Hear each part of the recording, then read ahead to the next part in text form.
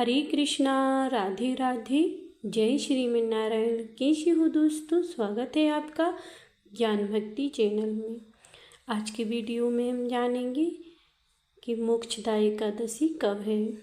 साल 2025 में मोक्षदा एकादशी 1 तारीख को मनाई जाएगी, जो 30 नवंबर की शाम से 9:69 से आ चुकी है और 1 दिसंबर की 7:31 तक रहेगी।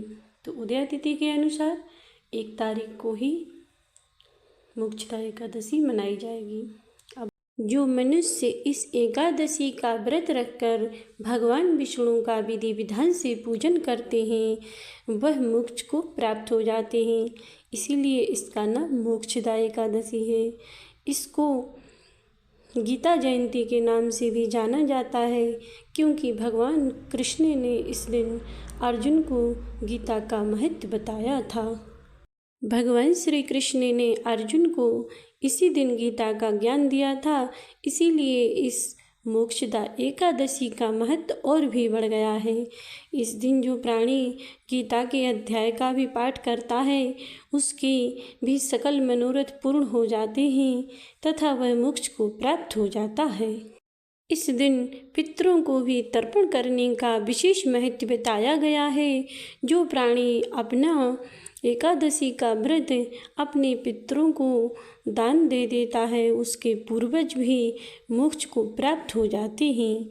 यदि जिसके पूर्वज बहुत समय से मोक्ष को प्राप्त नहीं हो रहे हैं वह अपने एकादशी का पुण्य उन पूर्वजों के पितरों के निमित्त तर्पण कर दे तो उनके पूर्वजों को भी मोक्ष प्राप्त हो जाता है। कितना भी भयंकर पाप लगा हो लेकिन फिर भी वह मोक्ष को प्राप्त हो जाता है।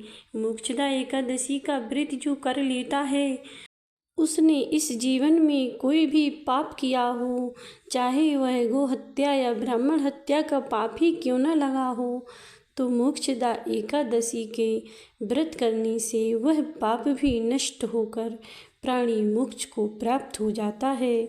इस दिन भगवान के विष्णु के द्वार खुल जाते हैं, वैकुंठ में वास मिलता है। भगवान विष्णु के पार्षद उसे स्वयं लेने आते हैं जो मोक्षदा एकादशी का व्रत रखते हैं। इस दिन दान का विशेष महत्व बताया गया है। अपने पितरों के नाम से भी कुछ दान करना चाहिए और अपने मोक्षदा एकादशी का व्रत करके इस दिन दान धर्म कर सकते हैं। मोक्षदा एकादशी के दिन सुबह ब्रह्म मुहूर्त में उठकर भगवान विष्णु का पूजन करके भगवान विष्णु के चरणामृत से ही व्रत रखना चाहिए। ऐसा माना जाता है कि जो लोग प्रभु का चरणामृत पीकर व्रत रखते हैं उनको व्रत का विशेष फल प्राप्त होता है। दोस्तों, एकादशी के दिन जिस दिन आप व्रत रखते हो, मोक्षदा एकादशी या कोई भी एकादशी का व्रत रखते हो, उस दिन आपको कुछ नियम धारण जरूर करना चाहिए। सबसे पहला नियम, किसी की चुगली नहीं करनी चाहिए, क्रोध आदि से भी बचना चाहिए। 10वीं तिथि के दिन चावल नहीं खाना चाहिए। ब्रह्मचार्य व्रत का पालन करना चाहिए। जो पूरे विधिवत भगवान विष्णु का पूजन करके इस व्रत को करता है उसको मोक्षदा एकादशी साल की सबसे बड़ी एकादशियों में से एक मानी जाती है। यदि आप एकादशी का व्रत नहीं भी रखते हो तो भी आप मोक्षदा एकादशी का व्रत अवश्य रखें, क्योंकि यह व्यक्ति को मोक्ष दिलाने वाली एकादशी है।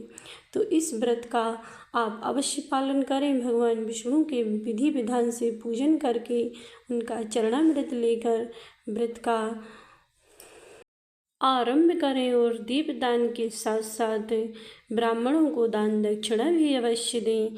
दोस्तों, यह मार्गशीर्ष महीने की एकादशी है। मार्गशीर्ष महीना भगवान विष्णु को अत्यंत प्रिय है और उस पर भी एकादशी, यह तो सोने पर सुहागा है।